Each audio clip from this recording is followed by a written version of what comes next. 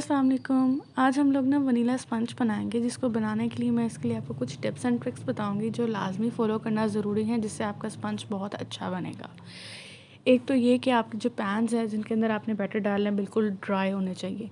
Vanilla sponge नहीं, वो तो कोई भी स्पंज हो, तो उसके लिए आपके पैन्स ड्राई होने चाहिए और अच्छे तरीके से ग्रीस होने चाहिए और नीचे बटर पेपर लगा लाजमी होना चाहिए।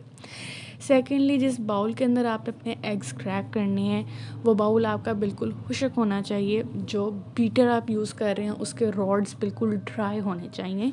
एंड उसके अलावा जो बाउल आपने इस केक का मिक्सचर बनाने के लिए यूज़ करना है ना, वो बाउल आपका मतलब हाउस होल्ड यूज़ वाला ना हो। उसके अंदर मतलब मसाले वगैरह या कोई भी इस तरह से अरोमा ना हो, ना ही वो हाउस होल्ड यूज़ होता हो, वो आपका बस केक्स का ही बाउल हो। और लाइक जो इसकी दूसरी टिप थी तो वो मैंने खुद सीखी थी। मतलब बीटिंग जो आपने करनी है ना, वो फुल स्पीड पे करनी है। ये नहीं कि पहले आप आहिस्ता करते रहें फिर आहिस्ता आहिस्ता फुल करें, नहीं, आपने इसको फुल स्पीड पे बीटिंग करनी है।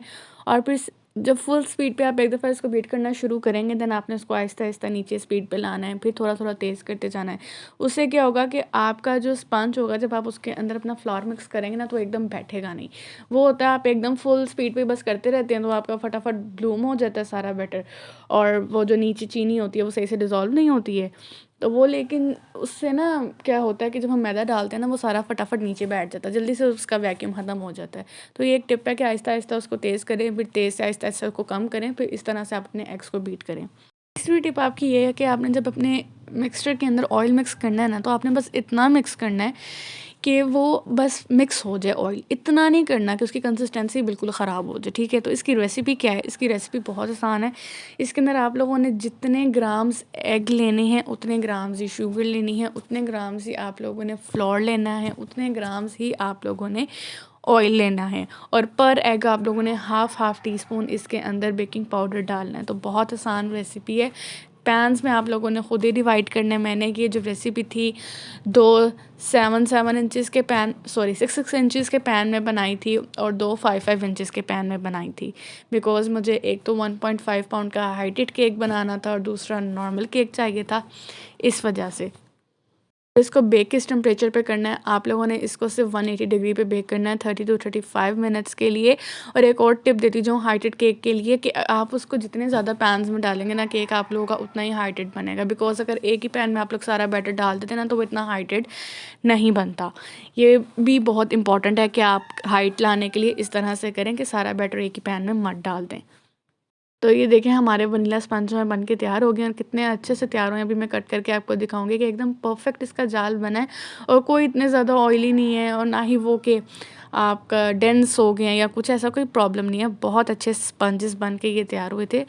ये देखें अभी मैं इसको कट करूँगी ना, तो ये किस तरह से नहीं इसका स्पंज अंदर क्लियर परफेक्ट बिल्कुल जाल बनेगा इसका।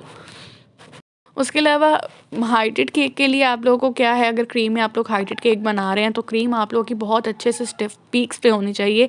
वो नरम क्रीम नहीं होनी चाहिए। उससे क्या होता है आप लोगों का जो हाइटेड केक होते हैं वो स्लिप करने लग जाते हैं। और दूसरी चीज़ कि केक की लेयर्स बहुत बारीक नहीं होनी चाहिए। तकरीबन 1 to 2 इंचज़ थिक लेयर होनी चाहिए। आपकी पतली लेयर होगी केक की तो वो क्रीम की वजह से स्लिप कर जाएगा, इसलिए थोड़ी सी चौड़ी लेयर होनी चाहिए केक की, ताकि आपका हाइटेड केक अच्छा बने।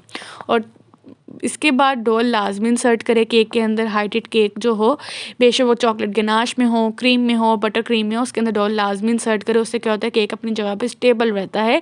अगर गिराना भी हो तो वो इतना ज़्यादा मतलब ख़राब नहीं होता। और हाइटेड केक्स के लिए अगर आप क्रीम वर्क कर रहे हैं तो क्रीम आपकी बहुत ज़्यादा स्टिफ़ होनी चाहिए। एक तो जब आपको लगता है ना पॉइंट के ये बस स्टिफ़ हो गई है, उससे ज़्यादा स्टिफ़ होनी चाहिए आपकी क्रीम, कि मतलब वो बिल्कुल हार्ड पीक्स आ जाए उसके अंदर। और क्रम कोट करने के बाद आप लोगों ने अपना जो केक है वो फ्रीज़र में लाजमी रखना। उससे क्या होता है जो क्रम्स होते हैं वो कोल्ड हो जाते हैं और जब उसके ऊपर फाइनल आइसिंग करते हैं तो वो आसानी से हमारी आइसिंग हो जाती है, हमें ज़्यादा टाइम नहीं लगता।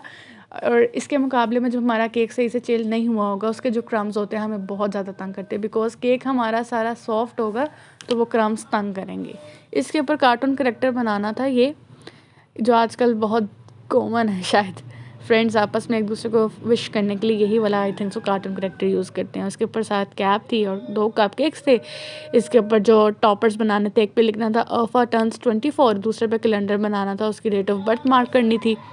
जो रेफ़रेंस पिक्चर थी ना उसके ऊपर गोल्डन था, तो मैंने भी इसके ऊपर गोल्ड डस्ट कर दी। बस जल्दी-जल्दी काम कर रही थी ना, तो लेकिन बाद में आया कि नहीं इसको सिल्वर होना चाहिए था। लेकिन यार इतना टाइम नहीं था, तो फिर केक को मैंने डिलीवर करवा दिया। और डिलीवरी के लिए सेफ्टी टिप ये है कि नीचे टेप लाज़मी लगी हो।